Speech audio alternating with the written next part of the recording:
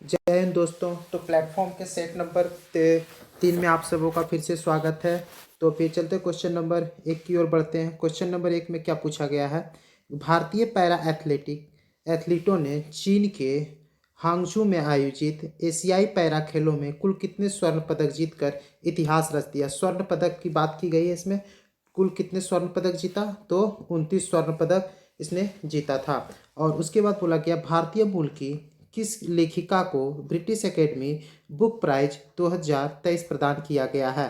तो किसने, नंदिनी दास, आशा खेमका, नेहा भारद्वाज, दीपा मेहता। तो इसका जो राइट आंसर कौन सा हो जाएगा, तो नंदिनी दास ने जीता है ये ब्रिटिश एकेडमी बुक प्राइज पुरस्कार। यूनेस्को द्वारा अमूर्त सांस्कृतिक विरासत की सूची में शामिल गरबा किस राज्य से संबंधित है। गरबा जो है किस राज्य से संबंधित है, असम, गुजरात, पश्चिम बंगाल या फिर केरल। तो इसका जो राइट आंसर कौन सा हो जाएगा आपका, तो गुजरात हो जाएगा। उसके बाद 4 में बोला उत्तर कोरिया और दक्षिण कोरिया को अलग करने वाली अंतर्राष्ट्रीय सीमा रेखा को किस नाम से जाना जाता है। नॉर्थ और साउथ कोरिया की बात की गई है, तो किस 49वीं समानांतर रेखा, रेड क्लिफ रेखा, सैन्य सीमांकन रेखा, 24वीं पैरेलल। तो इसका जो राइट आंसर कौन सा हो जाएगा, तो सैन्य सीमांकन रेखा इसका नाम हो गया, सैन्य सीमांकन रेखा। उसके बाद फिर चलते हैं, या इसको फिर बोला जाता है 38वीं समानांतर रेखा भी इसको बोला जाता है। भूटान की सीमा इनमें से किस भारतीय राज्य से जुड़ी नहीं है। भूटान की सीमा से किस भारतीय राज्य की सीमा नहीं जुड़ती, असम, सिक्किम, पश्चिम बंगाल, उड़ीसा। इसका जो राइट आंसर कौन सा हो जाएगा आपका, उड़ीसा भूटान से नहीं जुड़ता है। किस देश या भारतीय राज्य को प्राचीन समय में कामरूप के नाम से जाना जाता था। कामरूप के नाम से कौन जाना जाता था, तो आपका असम को कामरूप के नाम से जाना जाता था। उसके बाद 7 में पूछा गया है भारत के किस राज्य को लुढ़कती पहाड़ियों की भूमि के नाम से जाना जाता है। लुढ़कती पहाड़ियों की भूमि के नाम से जाना जाता है अरुणाचल प्रदेश, त्रिपुरा, हिमाचल प्रदेश या फिर मिजोरम। तो इसका जो राइट आंसर कौन सा हो जाएगा आपका, तो मिजोरम हो जाएगा। विद्या पिलई किस खेल से संबंधित है, स्नूकर, शतरंज, तीरंदाजी या फिर भाला फेंक। तो इसका जो राइट आंसर कौन सा हो जाएगा, विद्या पिलई स्नूकर से संबंधित है। उसके बाद 9 में पूछा गया है मंगल ऑर्बिटर मिशन मंगलयान को किस वर्ष में प्रक्षेपित किया गया था। किस वर्ष में प्रक्षेपित किया गया था, तो इसको जो किया गया था तो 2013 में किया गया था। तो इसका जो राइट ऑप्शन आपका कौन सा हो जाएगा, 9 का बी 2013 में किया गया था। रविंद्रनाथ टैगोर को किस वर्ष में नोबेल पुरस्कार से सम्मानित किया गया था। तो किस वर्ष में किया गया था, 1911, 1923, 1913 या फिर 1941। तो इसका जो राइट आंसर कौन सा हो जाएगा, तो 1913 ऑप्शन नंबर सी आपका राइट आंसर हो जाएगा। उसके बाद 11 में चलते, प्रसिद्ध पुस्तक पोस्ट ऑफिस के लेखक कौन है। पोस्ट ऑफिस के लेखक रविंद्रनाथ टैगोर, मुल्कराज आनंद, बंकिम चंद्र चटर्जी या फिर विष्णु शर्मा। तो इसका जो राइट आंसर कौन सा हो जाएगा, तो रविंद्रनाथ टैगोर हो जाएगा पोस्ट ऑफिस के लेखक। मलेशिया की प्रशासनिक राजधानी कौन सी है। मलेशिया की प्रशासनिक राजधानी कौन सी है, पुत्रजया, सेरेम्बन, ताइपिंग हो गया या फिर इपोह। तो इसका जो राइट आंसर कौन सा हो जाएगा, तो पुत्रजया। मलेशिया की प्रशासनिक राजधानी कौन सी है, तो पुत्रजया हो जाएगा। उसके बाद 13 नंबर में पूछा गया है कि अंडमान एवं निकोबार द्वीप समूह बंगाल की खाड़ी में भारतीय मुख्य भूमि से कहाँ पे स्थित है, यानी किस दिशा में स्थित है। उत्तर पूर्व, दक्षिण पश्चिम, दक्षिण पूर्व या फिर उत्तर पश्चिम। इसका जो राइट आंसर कौन सा हो जाएगा, तो दक्षिण पूर्व में ये स्थित है। उसके बाद 13 के बाद 14 में चलते हैं।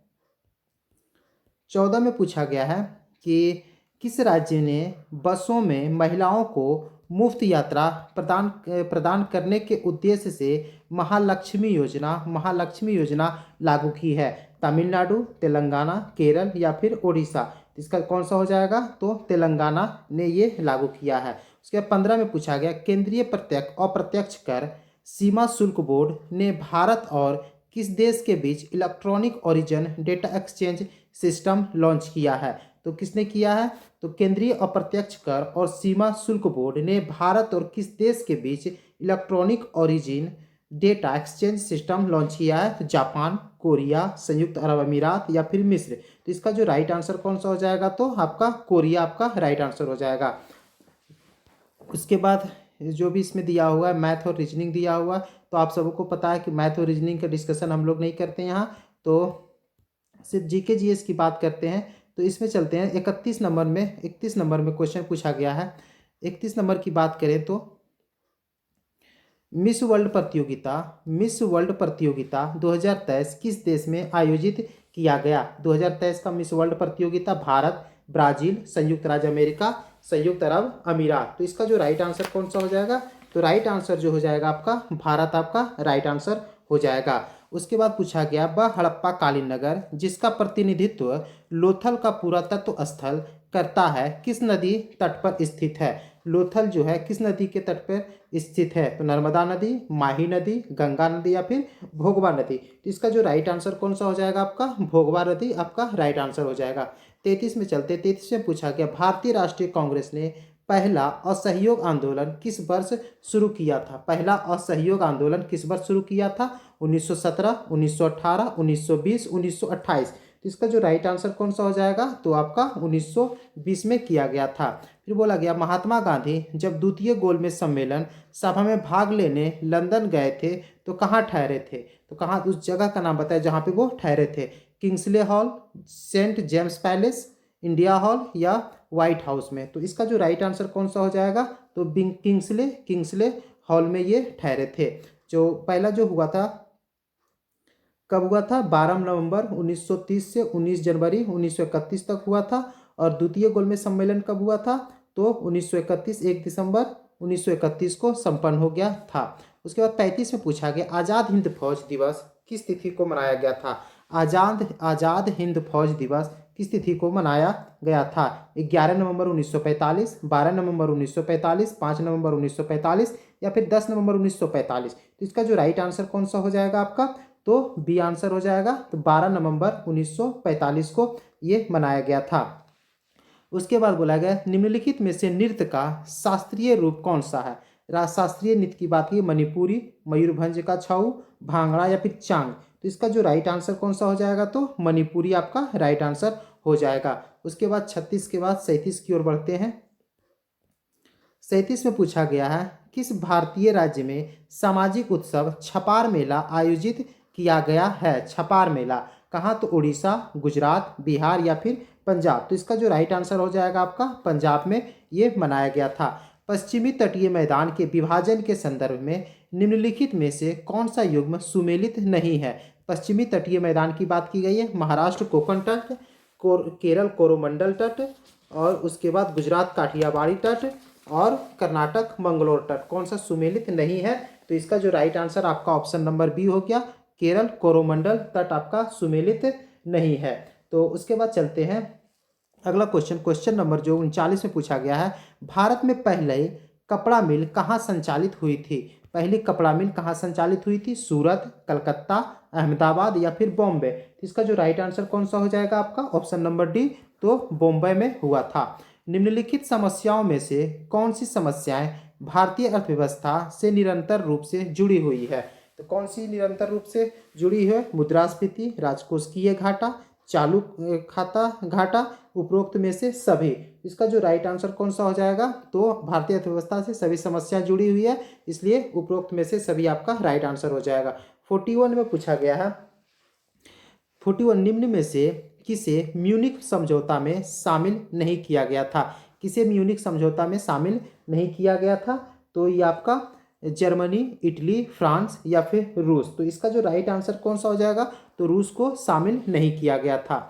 निम्न में से अजातशत्रु के वंश का नाम क्या था? अजातशत्रु के वंश का नाम क्या था? गुप्त वंश, मौर्य वंश, नंद वंश या फिर हर्यक वंश। तो इसका जो राइट आंसर कौन सा हो जाएगा? तो आपका हर्यक वंश आपका राइट आंसर हो जाएगा। उसके बाद चलते हैं अगला क्वेश्चन नंबर 43 में पूछा गया है निम्न में से किस वंश की शासिका रानी दिद्धा थी? रानी दिद्धा किस वंश की शासिका थी? कारकोट वंश, लोहार वंश, चंदेल वंश, उत्पल वंश। तो इसका जो राइट आंसर कौन सा हो जाएगा? तो रानी दिद्धा जो थी वो उत्पल वंश से संबंधित शासिका थी। उसके बाद भारतीय उपमहाद्वीप में लौह का सर्वप्रथम साहित्यिक संदर्भ किसमें मिलता है? तो किसमें मिलता है? ऋग्वेद, यजुर्वेद, सामवेद या फिर विनय पिटक। इसका जो राइट आंसर कौन सा हो जाएगा? तो यजुर्वेद में इसका साक्ष्य मिलता है। उसके बाद पूछा गया माजुली द्वीप जो दुनिया का सबसे बड़ा नदी डेल्टा है कहाँ स्थित है, कहाँ स्थित है? तो ये ब्रह्मपुत्रा पे स्थित है। तो असम, मणिपुर, केरल, उड़ीसा। तो आपका राइट आंसर कौन सा हो जाएगा? तो असम में ये स्थित है। उसके बाद 46 जो हो गया, 46 में मैथ की बात की गई है। 47, 48 उसके बाद सब मैथ है। तो देखते हैं जीएस, जीके जी का जीएस कहाँ है। उसके बाद बोला गया है 61 में पूछा गया उस प्रकार के मौसम की पहचान करें जो भारत के 4 मौसमों का हिस्सा नहीं है। भारत के 4 मौसमों का हिस्सा इनमें से कौन नहीं है? दक्षिण पूर्व मानसून का मौसम, सर्दी का मौसम, गर्मी और सर्दी बोला गया है, दक्षिण पश्चिम मानसून का मौसम। तो इसका जो राइट आंसर कौन सा हो जाएगा जो 4 मौसमों से नहीं है? तो दक्षिण पूर्व मानसून का मौसम, ये कोई मौसम भारत से संबंधित नहीं है। तो उसके बाद पूछा गया अगला क्वेश्चन है 62 में भारत के सेवानिवृत्त राष्ट्रपति के लाभों के संबंध में निम्नलिखित में से कौन सा कथन सही है? कौन सा कथन सही की बात की गई है? तो 62 में देखते हैं। उसके बाद भारत के पूर्व राष्ट्रपति भी 2.5 लाख की मासिक पेंशन के हकदार होंगे। वे एक निजी सचिव, एक निजी सहायक, एक अतिरिक्त निजी सचिव, 2 चपरासी और प्रति वर्ष 1 लाख तक के कार्यकाल व्यय सहित एक सचिवीय स्टाफ के हकदार हैं। वे रेल, हवाई या स्टीमर द्वारा एक व्यक्ति के साथ भारत में कहीं भी उच्चतम श्रेणी की निःशुल्क यात्रा कर सकता है। तो इसका जो राइट आंसर कौन सा हो जाएगा? तो ऑप्शन नंबर ए आपका राइट आंसर हो जाएगा, जो तीनों सही है राष्ट्रपति के संदर्भ में। उसके बाद पूछा गया 63 में बोला गया है कि निम्न में से किसके द्वारा महाधिवक्ता की नियुक्ति की जाती है? महाधिवक्ता की नियुक्ति किनके द्वारा की जाती है? तो 63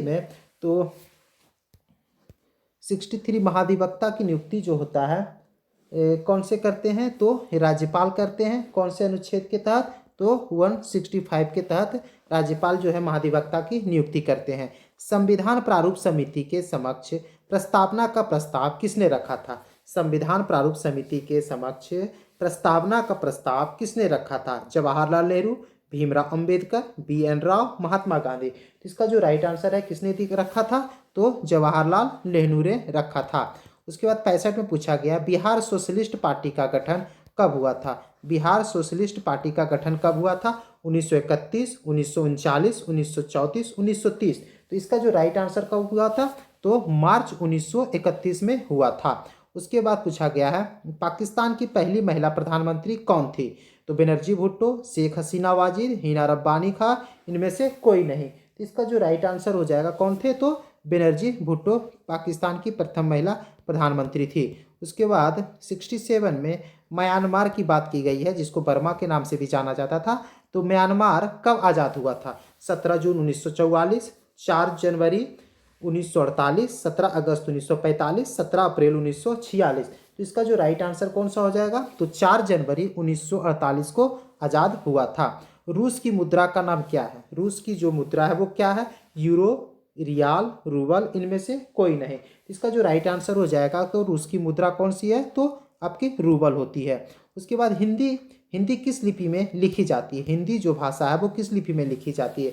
देवनागरी, रोमन, पार्सियन या फिर पाली? तो इसका जो राइट आंसर हो जाएगा आपका तो देवनागरी में लिखी जाती है। तो 69 के बाद 70 को देखते हैं।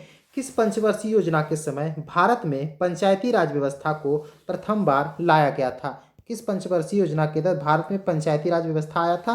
प्रथम, द्वितीय, पांचवी या फिर छठी? तो इसका जो right answer option number B हो जाएगा, तो द्वितीय पंचवर्षीय योजना के तहत। और इसमें पंचायती राज प्रणाली लागू कब हुआ था? 2 अक्टूबर 1959 को, जो जवाहरलाल नेहरू द्वारा राजस्थान के नागौर में स्थापित की गई थी। ठीक, तो अगला क्वेश्चन में देखते हैं पंचायतों एवं नगरपालिकाओं के संबंध में भारतीय संविधान में किस वर्ष प्रावधान किया गया था? किस वर्ष प्रावधान किया गया था पंचायत और नगर पालिकाओं में?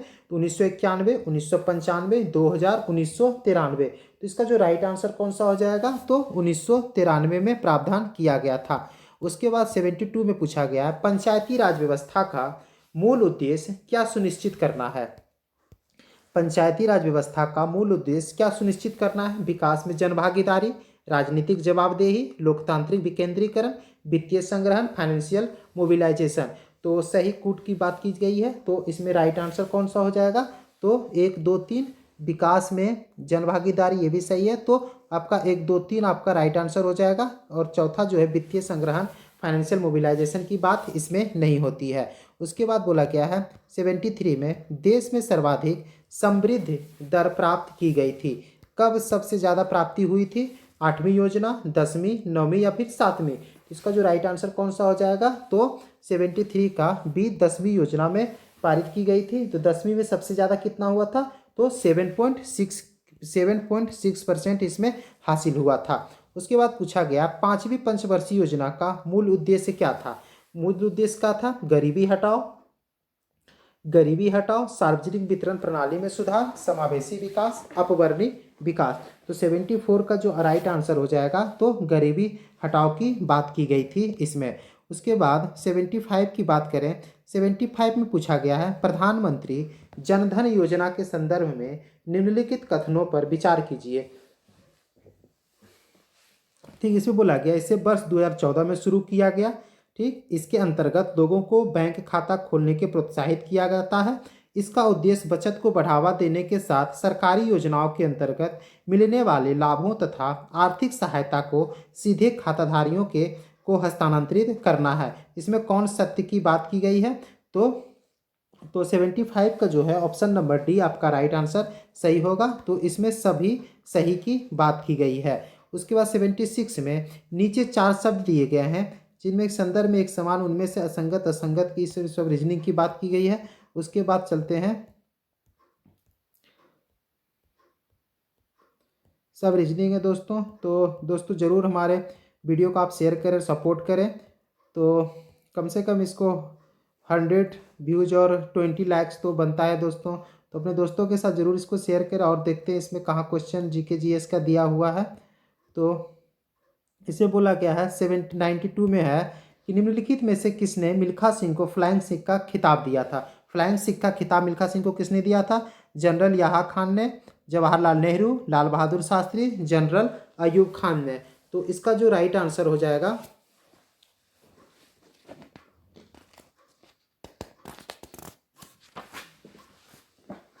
तो इसका राइट आंसर अयूब खान होगा। तो right answer general Ayub Khan ने दिया था। उसके बाद पूछा गया 1978-79 में 1978-79 से ग्रामीण विकास का एक व्यापक कार्यक्रम प्रारंभ किया गया जिसका उद्देश्य ग्रामीण बेरोजगारी कम करना था। इस योजना का नाम क्या था? तो राष्ट्रीय विस्तार योजना, समन्वित ग्रामीण विकास कार्यक्रम, राष्ट्रीय कृषि विकास योजना, राष्ट्रीय गोकुल मिशन। तो 93 का जो राइट आंसर कौन सा हो जाएगा? ऑप्शन नंबर बी, समन्वित ग्रामीण विकास कार्यक्रम की इसमें शुरुआत की गई थी। भारत में गरीबी अनुमानों का आधार क्या है?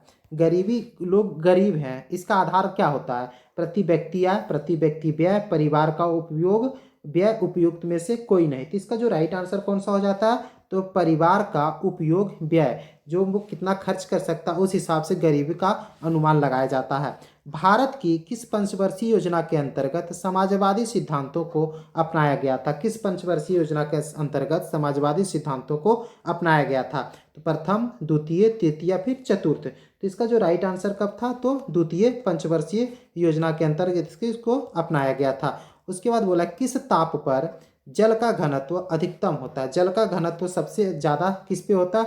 247 केल्विन, 244, 277 या फिर 273 केल्विन। इसका जो राइट आंसर कौन सा हो जाएगा? ऑप्शन नंबर सी, 277 केल्विन पे घनत्व सबसे अधिक होता है। उसके बाद पूछा गया है दो कण कुछ दूरी पर रखे हैं, यदि दोनों कणों के द्रव्यमान दोगुने कर दिए जाए तथा इनके बीच की दूरी अपरिवर्तित रखें तो इनके बीच का गुरुत्वाकर्षण बल कैसा हो जाएगा? तो कैसा हो जाएगा? तो इसका जो ये इस हिसाब से बनेगा, F बराबर G कैपिटल M, उसके बाद डिस्टेंस R स्क्वायर हो जाएगा। इस हिसाब से बनाएंगे तो इसका जो राइट आंसर कौन सा हो जाएगा? ऑप्शन नंबर भी 4 गुना इसका राइट आंसर हो जाएगा। उसके बाद अगले क्वेश्चन में चलते हैं। अगला क्वेश्चन में क्या पूछा गया है कि दो समानांतर धारावाही तार जिनमें एक ही दिशा में विद्युत धारा प्रवाहित हो रही है एक दूसरे को आकर्षित करते हैं, इसका क्या कारण होता है? उनके बीच का विभवांतर, उनके बीच अन्योन्य प्रेरण, उनके बीच विद्युत बल, उनके बीच चुंबकीय बल। तो इसका जो राइट आंसर कौन सा हो जाएगा, तो उनके बीच जो होता है चुंबकीय बल के कारण प्रवाहित एक दूसरे को आकर्षित करते हैं। जीव जो अधिक दूर के संबंधी हैं उनके डीएनए में अधिक अंतर होंगे। इस विचार के आधार पर निर्मित दृष्टिकोण का क्या कहा जाता है, को क्या कहा जाता है। जीव जो अधिक दूर के संबंधी हैं, ठीक, उनके डीएनए में अधिक अंतर होंगे, ठीक, इस विचार के आधार पर निर्मित दृष्टिकोण को क्या कहा जाता है। आणविक जातिवृत्ति, संरचनात्मक दृष्टिकोण, डीएनए अध्ययन या फिर कायांतरण। तो इसका जो राइट आंसर कौन सा हो जाएगा, तो आणविक जातिवृत्ति इसका राइट आंसर हो जाएगा। उसके बाद 100 में बोला गया अधिवृक्क ग्रंथियां मानव शरीर के किस अंग में स्थित होती है। अधिवृक्क ग्रंथियां जो होता है मानव शरीर किस अंग में स्थित होती है, हृदय, फेफड़ा, यकृत या फिर वृक्क। तो इसका जो राइट आंसर हो जाएगा कहाँ हो जाता है, तो वृक्क में होता है। उसके बाद पूछा गया है कि दाद रिंग बॉम जो होता है किस प्रकार की बीमारी है। तो किस प्रकार की बीमारी है, तो ये कवकीय बीमारी है। तो ऑप्शन नंबर बी आपका राइट आंसर हो जाएगा। तो ये कवकीय बीमारी होता है। उसके बाद 102 में पूछा गया है कि साधारण नमक का रासायनिक नाम निम्नलिखित में से क्या है।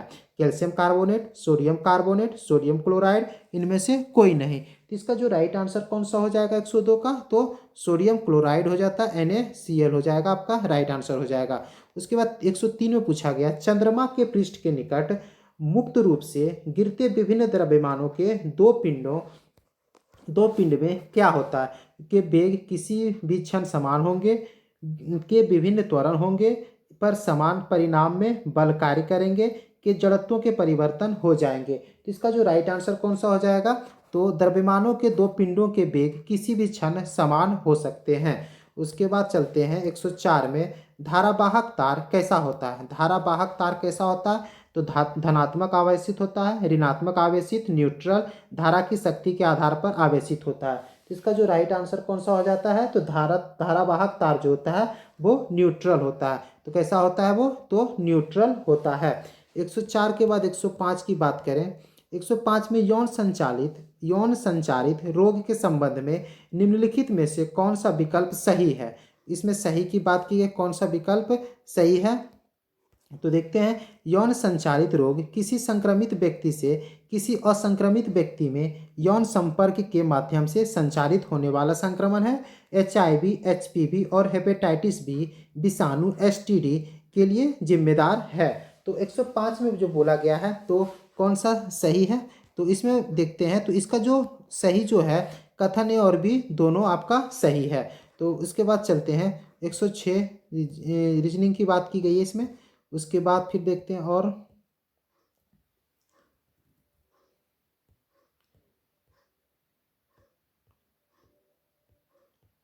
इसके आगे सब रीजनिंग की बात की गई है दोस्तों।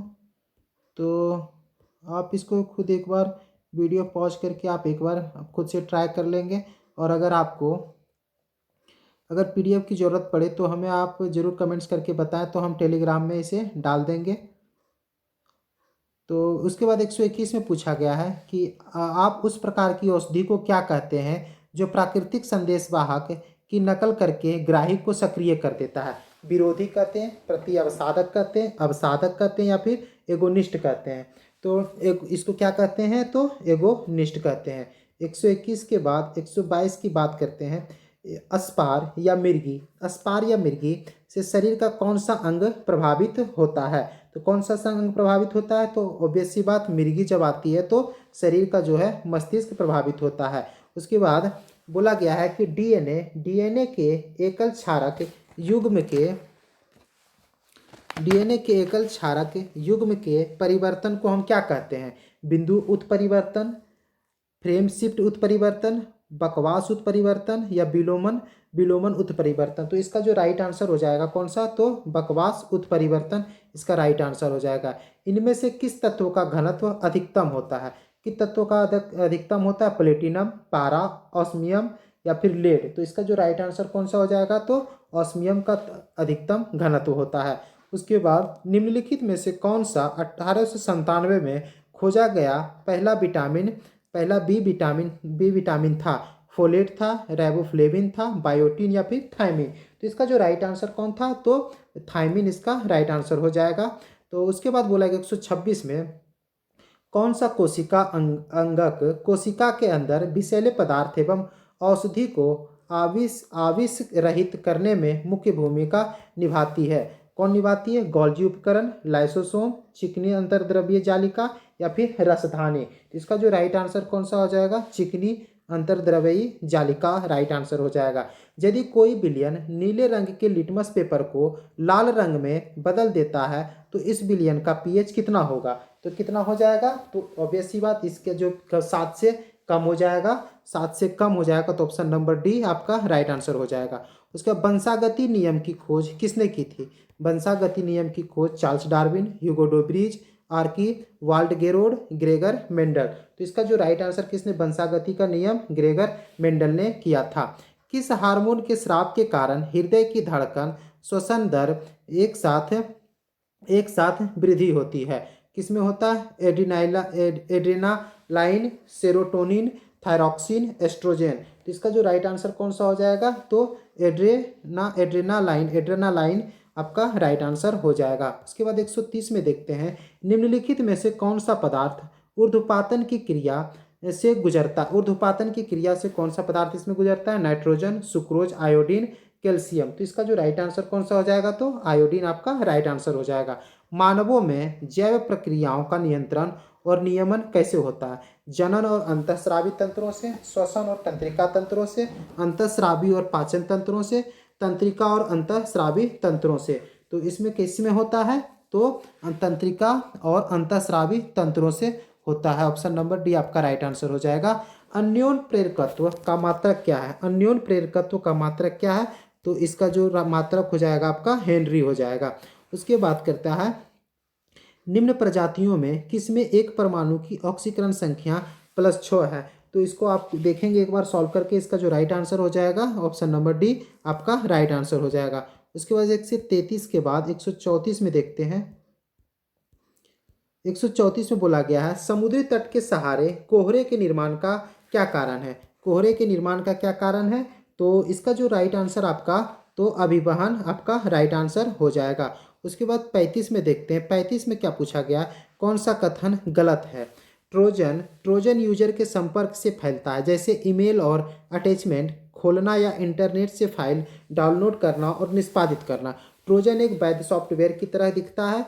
ट्रोजन स्वयं को दोहराता है और अन्य फाइलों को संक्रमित करता है।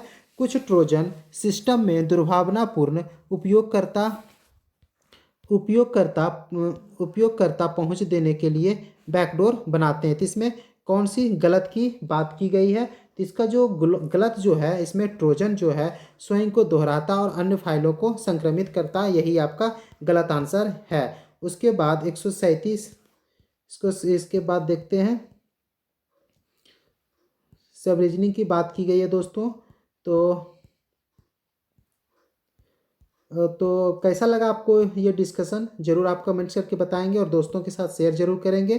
तो आज का डिस्कशन हमारा जो 150 क्वेश्चन में जो 75 का जीके जीएस था वो सॉल्व किए, तो आप बताएंगे तो कैसा लगा। तो धन्यवाद दोस्तों।